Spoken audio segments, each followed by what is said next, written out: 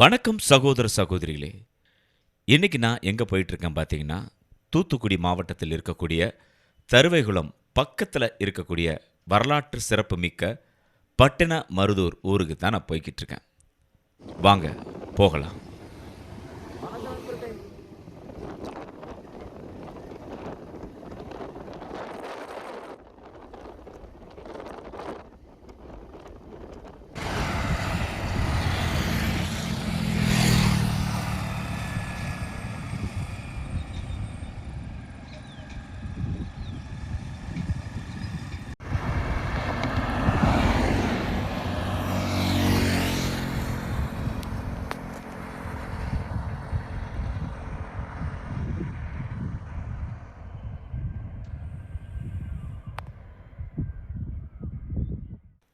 இங்கே பாருங்கள், சாயல்குடி 47 கிலோமீட்டர், குளத்தூருக்கு இங்கேருந்து 10 கிலோமீட்டர். இந்த வலது பக்கத்தில் பார்த்தீங்கன்னா பட்டினமருதூர் ஊர் இருக்குது. இதை பட்டினமருதூர்னு சொல்லவா இல்லை பட்டணமருதூர்னு சொல்லவான்னு தெரில. ஒவ்வொரு இடத்துலையும் ஒவ்வொரு விதமான போர்டுகள் வச்சுருக்கிறாங்க. சரி, இந்த ஊருடைய போர்டில் இருக்க மாதிரி பட்டணமருதூர்னே சொல்லிடலாம் முடிவு பண்ணி இந்த ஊருக்குள்ளே நான் போனேன். இந்த ஊரில் ஒரு காலத்தில் பாண்டிய மன்னர்கள் சிறப்பாக ஆட்சி செய்து செல்வ செழிப்பாக வைத்திருந்த ஒரு நகரம் அப்படின்னு வரலாற்றில் சொல்லப்படுது. இந்த ஊரினுடைய வரலாற்று பின்னணியாக சொல்லக்கூடியது பார்த்தீங்கன்னா, பண்டைய பெயர் சங்க இலக்கியங்களில் குறிப்பிடப்படும் மருங்கூர் பட்டினம் என்ற புகழ்பெற்ற துறைமுக நகரம் இதுவாக இருக்கலாம் அப்படின்னு சொல்லி வரலாற்று ஆய்வாளர்களால் கருதப்படுதான். இந்த கிராமத்தில் கண்டெடுக்கப்பட்ட பழங்கால சாணைக்கல்லில் ஈரெழுத்து பட்டின மருதூர் அப்படிங்கிற வாசகம் பொறிக்கப்பட்டிருந்திருக்கு. இது இந்த ஊருடைய பழமையும் அதனுடைய நிர்வாக பெயரையும் உறுதிப்படுத்துறதா சொல்கிறாங்க. புவியியல் அமைப்பு அப்படின்னு பார்த்தீங்கன்னா, இது ஒரு கடற்கரை கிராமம் அப்படிங்கிறதுனால முற்காலத்தில் கடல் வணிகத்தில் மிகப்பெரிய பங்கு வகித்திருக்க ஒரு வாய்ப்பு இருக்குது அப்படின்னு கூட சொல்கிறாங்க. இந்த ஊரில் பல மக்கள் வாழ்ந்திருக்கிறாங்க. ஒரு காலத்தில், இப்போவும் இருக்கிறாங்க. முன்பு காலத்தில் செல்வ செழிப்பாக மக்கள் வாழ்ந்த ஒரு பகுதி அப்படின்னு சொல்கிறாங்க. இங்கே இருக்கு பாருங்கள். இந்த குளத்தை பார்க்கும் பொழுது கொஞ்சம் வித்தியாசமாகவே எனக்கும் தோன்றியது. இங்கே பாருங்கள், இதனுடைய கற்கள்லாம் பாருங்கள். இதெல்லாம் பாறைகளா இல்லை மனிதர்களால் உருவாக்கப்பட்டதா அப்படின்னு தெரியல. ஆனால் ரொம்ப வித்தியாசமாகவே இருந்தது. இங்கே பாருங்கள், இந்த ஊரில் வரலாற்று சிறப்புமிக்க பல சம்பவங்கள் நடைபெற்றதா பல சமூக ஆர்வலர்களும் தொல்லியல் ஆர்வலர்களும் சொல்கிறாங்க. அந்த ஆர்வத்தினாலே இந்த கிராமத்துக்கு நான் போய் பல இடங்களை சுற்றி பார்த்தேன். என் கூட யாருமே வரல, நானே தனியாக போய் உட்காந்து எல்லாத்தையும் வேடிக்கை பார்த்துட்டு வந்தேன். இதை பற்றி வலுவான ஆதாரங்கள் இல்லாமல் எதையும் என்னால் பேச முடியல. ஆனாலும் இந்த ஊரின் மீது எனக்கு ஒரு ஈர்ப்பு ஏற்பட்டது.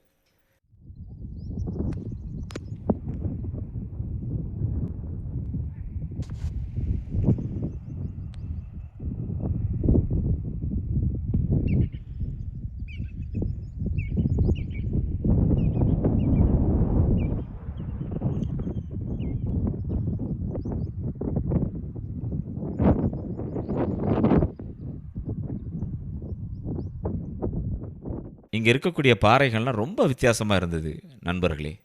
இப்போ பாருங்கள், நிறைய உப்பளம் இருக்குது இந்த பகுதியில், எக்கச்சக்கமான உப்பளங்கள். இங்கே பார்த்தீங்கன்னா உப்பு தொழில் ரொம்ப அமோகமாக நடந்துகிட்ருக்கு. இங்கே ஊர் மக்களுக்கெல்லாம் இது ஒரு நல்ல ஒரு வாழ்வாதாரமாக அமைந்திருக்கக்கூடிய பகுதியாகவும் இங்கே இருக்குது. இந்த இடத்துல இந்த பாறைகள் பாருங்கள், அந்த பாறைகள் மாதிரி இருக்குது. பாறைகளா இல்லை மனிதர்களால் உருவாக்கப்பட்டதான்னு சத்தியமாக எனக்கு தெரியல. இங்கே பாருங்கள், இதெல்லாம் சிப்பிலாம் இருக்குது பாருங்களேன். பாறைக்குள்ளே சிப்பி போகுமா? அதான் எனக்கு ஆச்சரியமாக இருக்குது. கண்டிப்பாக அப்படி இருக்க வாய்ப்பில்லை. ஸோ இப்போ அந்த காலத்தில் நிறைய கட்டுமானங்கள்லாம் பார்த்திங்கன்னா, இந்த சுண்ணாம்பு கல், கடுக்காய், இந்த மாதிரியான களிமண் இதெல்லாம் வச்சு பல சுவர்களை கட்டுமானங்களை உருவாக்கியிருக்கிறாங்க. ஏன்னா இதை யாராலும் சர்வசாதாரணமாக உடைக்க முடியாது. அவ்வளோ ஒரு ஸ்ட்ராங்கான ஒரு கட்டுமானம். இப்போ எப்படி காங்கிரீட்லாம் போடுறோம், கடலுக்குள்ளே பாலங்கள்லாம் கட்டுறோம், தூண்லாம் கட்டுறோம், அதெல்லாம் அவ்வளோ சீக்கிரத்தை யாரும் எளிதில் உடைக்க முடியாது. பெரிய பெரிய வெடிப்பொருட்கள்லாம் யூஸ் பண்ணி உடைக்கிற மாதிரி தான் இருக்கும் இப்போ உள்ளதெல்லாம். இது பழங்காலத்திற்கு முன்பாகவே கட்டப்பட்ட ஒரு கட்டிட துறையை சேர்ந்த விஷயங்களாக இருக்குமோ அப்படின்னு ஒரு சந்தேகமும் இருக்குது. ரொம்ப வித்தியாசமாக இருந்துச்சு. இந்த ஊரே வந்து பார்த்திங்கன்னா ரொம்ப வித்தியாசமாக இருந்துச்சு. இது ஒரு துறைமுக நகர் அப்படிங்கிறாங்க. இது ஒரு துறைமுக நகரம் அப்படிங்கிறாங்க.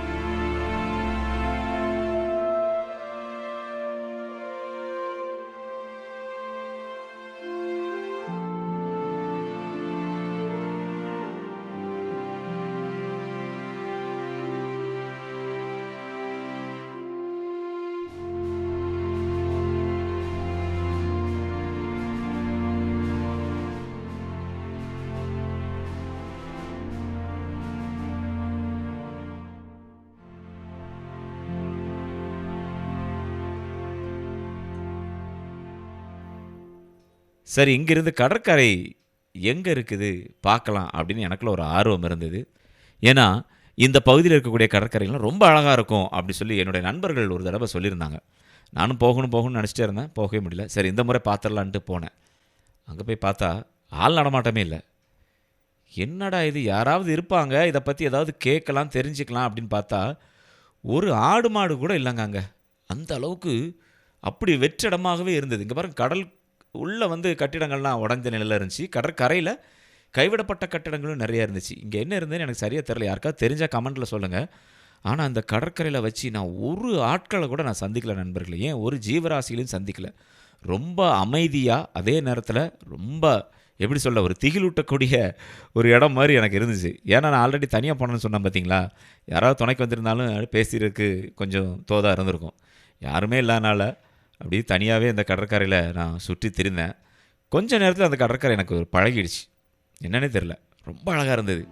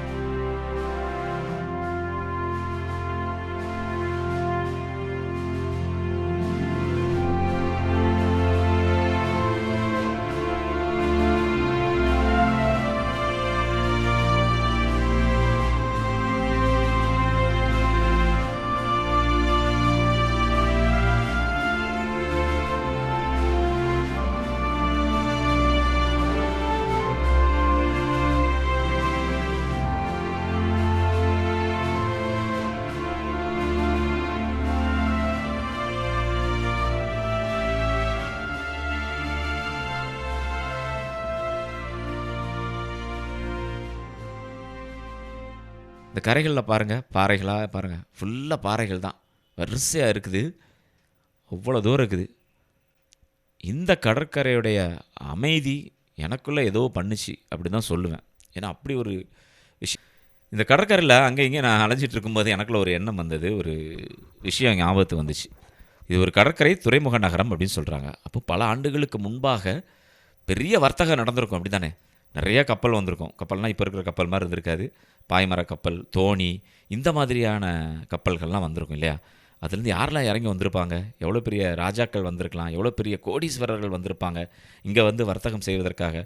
நம்ம தூத்துக்குடியை பொறுத்த வரைக்கும் முத்து நகரம் அப்படின்னு பேர் இருந்ததுக்கு என்ன காரணம்? முத்துக்குளித்துறை. இது நிறைய முத்துக்கள் அள்ளியிருப்பாங்க இல்லையா? நான் ஒரு தடவை இந்த ஊர்லேருந்து ஒரு 60 கிலோமீட்டர் தொலைவில் இருக்கக்கூடிய இன்னொரு ஊரில் இருக்கக்கூடிய ஒரு ஆலயத்தை பார்ப்பதற்கு போயிருந்தேன். அப்போ அந்த ஆலயத்தை சேர்ந்த ஒரு வரலாற்று ஆசிரியர் ஒருத்தர் இருந்தார். அவர் என்ன சொன்னார்னா, ஒரு காலத்தில் வந்து இந்த ஊரில் ஆலயத்தில் திருவிழாக்கள் வரும்பொழுது, கோவிலில் திருவிழாக்கள் வரும்பொழுது சாமியை ஊர்வலமாக எடுத்துகிட்டு வருவாங்களாம். ஒவ்வொரு தெருவுக்காக வரும்போது, இப்போ வந்து சாமி கொண்டு வந்து நம்ம என்ன பண்ணுறோம்? பூ மாலைகள், இந்த பூக்களை தூவி நம்ம வரவேற்கிறோம், அப்படி தானே? அந்த நேரத்தில் என்ன பண்ணுவாங்கன்னா, அந்த ஊரில் அவங்க சொல்கிறாங்க, அதாவது தூத்துக்குடியிலேருந்து ஒரு 50-60 கிலோமீட்டர் தொலைவில் தான் அந்த ஊர் இருக்குது. ஆனால் அந்த ஊருக்காரர் சொல்கிறாரு என்கிட்ட, என்ன சொன்னார் பார்த்தீங்கன்னா, அப்படி சாமி ஊர்வலம் வரும்பொழுது இப்போல்லாம் நம்ம பூ தூவி போடுறோம், அந்த டைமில் முத்துக்களை அள்ளி வந்து அந்த சப்பரம் மேலே போடுவாங்களாம். அப்படி அப்படி ஒரு பானையில் வச்சுட்டு அள்ளி அள்ளி அள்ளி போட்டு சாமியை வரவேற்பாங்களாம். அந்த சப்பரத்தை மக்கள் வரவேற்றிருக்கிறாங்க. அப்போ எவ்வளோ செழிப்பாக இருந்திருக்கிறாங்க அந்த காலத்தில் நம்ம தமிழர்களில். எனக்கு அது சொல்லும்போதே ரொம்ப ஒரு ஆச்சரியமாக இருந்துச்சு. அப்பா, முத்துக்களையா? அதெல்லாம் ஒரிஜினல் முத்துக்கள். இப்போல்லாம் வந்து செயற்கையாக வளர்க்குறாங்க. அப்போல்லாம் முத்துக்குளித்துறையில் வந்து மக்கள் முக்குளித்து எடுத்து மூச்சு அடைக்க உள்ளே போய் சிப்பிஎல் எடுத்து வந்து அதுக்குள்ளேருந்து முத்துக்களை எடுத்தாங்க. அப்போது சாமி ஊர்வலம் வரும்பொழுது அந்த முத்துக்களை தூவி சப்பரத்தை வரவேற்றிருக்கிறாங்கன்னா எவ்வளோ பெரிய வர்த்தகம் நடந்திருக்கு, எவ்வளோ பெரிய ஒரு வணிகம் நிறைந்த ஒரு நகராக இந்த தூத்துக்குடி மாநகரம் இருந்திருக்கு. எனக்கு ரொம்ப ஆச்சரியமாக இருந்துச்சு. ஏன்பா நம்ம நீங்கள் பூவே தூவி போடுறதுக்கே காசு இல்லை, அவ்வளோ தூரத்துக்குலாம் வாங்க முடியல மக்களால் செலவு பண்ணி. ஆனால் முத்துக்களை தூவி வரவேற்றிருக்கிறாங்க. எவ்வளோ முத்துக்கள் விளைஞ்சிருக்கு இந்த இடத்துல, மக்கள் எப்படி இருந்திருக்காங்க அப்படின்னு நினைக்கும் போது பிரமிப்பாக இருந்தது. ஸோ இந்த மாதிரி அதுவும் ஒரு கடற்கரை தான். இதனுடைய தொடர்ச்சியாக தான் அந்த கடலும் இருக்குது. அப்போ இங்கெல்லாம் அவ்வளோ தூரம் செல்வ செழிப்பாக மக்கள் இருந்திருக்கிறாங்க. இப்படி இந்த பக்கம் வரும்பொழுது இங்கே ஒரு அழகான ஒரு கெபி இருந்தது, ஒரு சிற்றாலயமும் ஒரு கல்லறையும் இருந்தது. அதில் வந்து பார்த்திங்கன்னா ஒரு அழகான ஒரு சிற்றாலயம், புனித ஃபிலோமினம்மாள் ஆலயம் மாதிரி தான் அது இருந்தது. இங்கே பாருங்கள், வாங்க உள்ளே போய் பார்க்கலாம். ஆஹா, சின்ன சிற்றாலயனாலும் எவ்வளோ அழகாக இருக்குது பாருங்கள் நண்பர்களே.